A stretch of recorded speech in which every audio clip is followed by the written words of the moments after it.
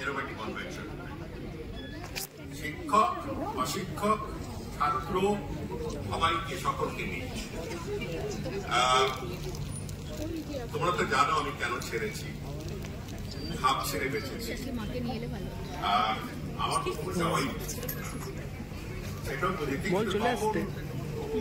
2021 এমন একটা আবহাওয়া ছিল যারা সবাই বিজেপি বিরোধী শক্তি এক হয়ে গিয়েছিল। রাজ্যসভায় যে জন্য পাঠিয়েছিল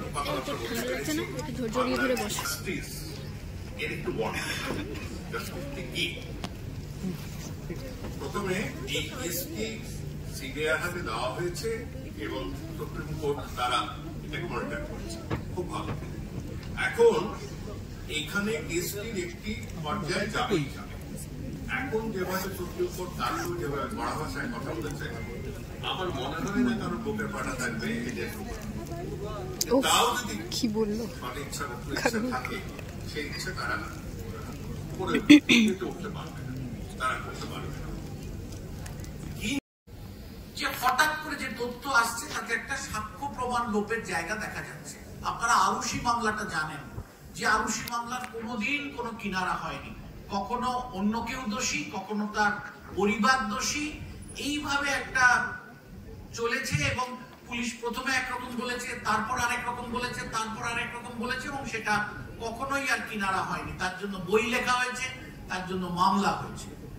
এখন কথা হচ্ছে যে এই যে ঘটনাস্থলের সাক্ষ্য প্রমাণ যদি কেটে যায়, নষ্ট হয়ে যায়, যেটা আজকের বিচারে আজকের দিনের ফরেনসিক এভিডেন্স যেটাকে বলা হয়, সেইটা কিন্তু মারাত্মক। এবং সেটা কেন হলো, কি হলো না হলো, এবং তারপর কতগুলো ঘটনা আপনারা যারা আইন জানেন তারা জানেন যে পোস্টমর্টেমের পরে দেহটা নেক্সট অফ কিনকে সই করে নিতে হয়, ওই চরম দুঃখের মধ্যেও নিতে হয়, এবং তারপরে সেই দেহের দায়িত্ব কিন্তু তাদের।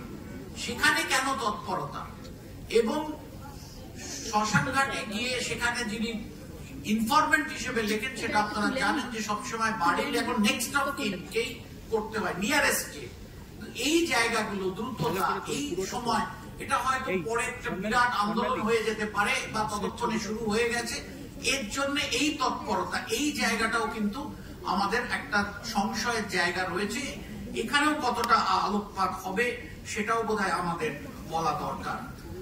দ্বিতীয়ত যে প্রশ্নটা আসে যে 14 তারিখ রাতে যে আন্দোলন হয়, সেই আন্দোলনের সময় কিছু লোক হঠাৎ উচ্ছৃঙ্খল হয়ে ভেতরে গেল কি করে, তার আগাম তথ্য, গোয়েন্দা তথ্য সেগুলো ছিল কিনা, এবং সেগুলো আটকাতে কেন বাহিনী ব্যর্থ হচ্ছে, এই প্রশ্নগুলো কিন্তু আমাদের সামনে চোখ খুলে দিয়েছে। এর সদুত্তর কিন্তু কোথাও থেকে আসা দরকার। এটা যে মামলায় আসবে তা নয়, হয়তো কোন তার সাক্ষ্য প্রমাণ এগুলো চার্জশিটের পরে যখন প্রকাশিত হবে সে সমস্ত জিনিস জানা যাবে। কিন্তু এই কতগুলো তথ্য আমাদের সামনে এসেছে, এবং মূলত যেটা বৃহত্তর ক্ষেত্রে যে এই যে পরিস্থিতি যেটা দাঁড়িয়েছে, এই পরিস্থিতি কতটা পরিবর্তন আসবে।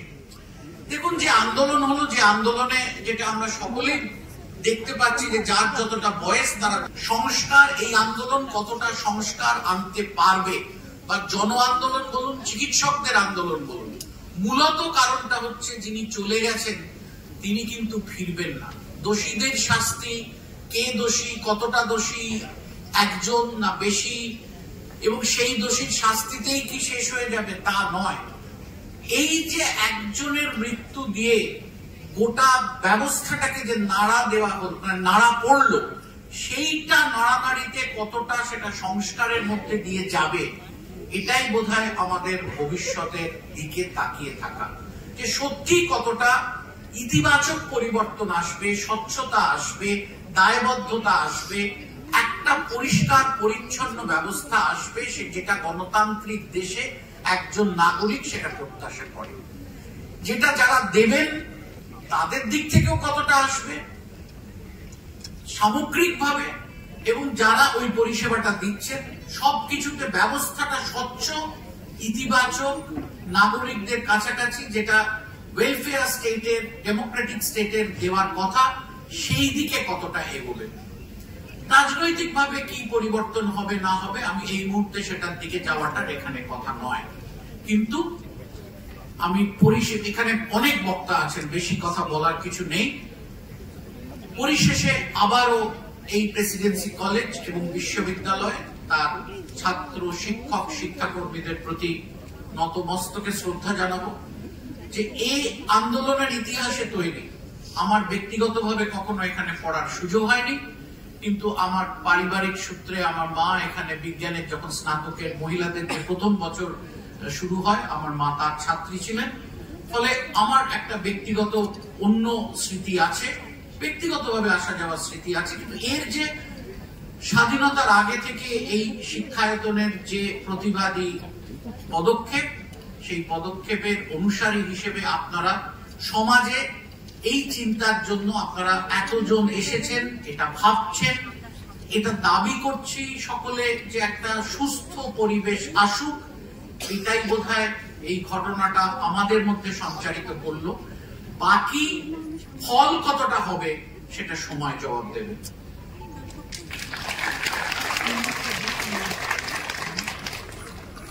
পরের বক্তা অভিনেতা পরমব্রত চট্টোপাধ্যায়।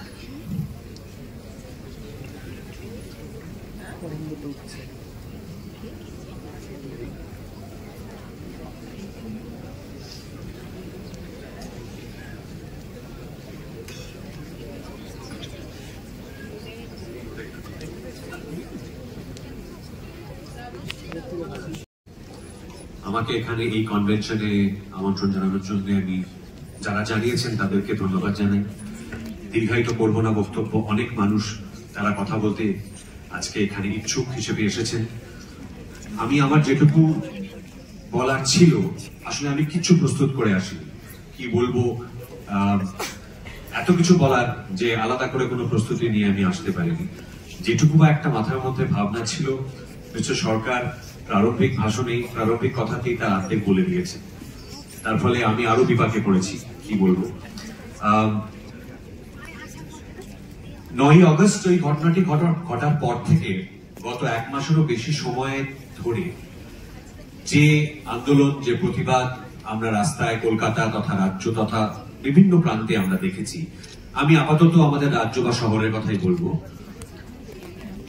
সেই আন্দোলন বা সেই প্রতিবাদকে প্রাথমিকভাবে আমি একবার খুব বড় করে চাই কুর্নিশ জানাতে, এবং চাইবো যে আমরা সকলে মিলে একবার সেই আন্দোলনটি, যেটা গত 1 মাস ধরে চলছে, তাদের উদ্দেশ্যে একটা জোরে হাততালি দিই আমরা সকলে মিলে। তার অনেক কারণ, তার কারণ একদিকে যেরকম বিচার চাওয়া ওই ঘটনার নিঃসন্দেহে, কিন্তু সেইটাকে আমি মিস্টার সরকারের কথারই প্রতিধ্বনি করবো এক্ষেত্রে, সেটিকে ট্রিগার করে, সেটিকে সামনে রেখে খুব খুব গুরুত্বপূর্ণ কিছু জিনিস আমাদের চোখের সামনে উঠে এসেছে। তার মধ্যে একটি হচ্ছে, প্রথমত কুর্নিশ জানাবো এই আন্দোলনকে, এই মুভমেন্টকে সকলের সর্বতভাবে সব রকম চেষ্টা সত্ত্বেও দলীয় রাজনীতির আঙিনায় না নিয়ে যাওয়ার জন্য। তারা যে মানুষগুলি রাস্তায় রাতের পর রাত থেকেছেন, দিনের পর দিন থেকেছেন, তাদেরকেও বিরোধীদের চেষ্টা সত্ত্বেও তারা তাদের আন্দোলনটিকে, তাদের প্রতিবাদটিকে মেজরিটি ক্ষেত্রে আমি বলছি তারা হাইজ্যাক হতে দেননি। এটার জন্য আলাদা করে এই আন্দোলনের একটি কুর্নিশ বা হাততালি বা প্রশংসা প্রাপ্য। কেননা এটা হয়ে গেলেই খুব সুবিধা হয়, শাসকেরও সুবিধা হয়, বিরোধীরও সুবিধা হয়। এবং এই যে সুশীল সমাজ শব্দটা প্রায় একটা গালাগালিতে পরিণত হয়েছিল, এই আন্দোলন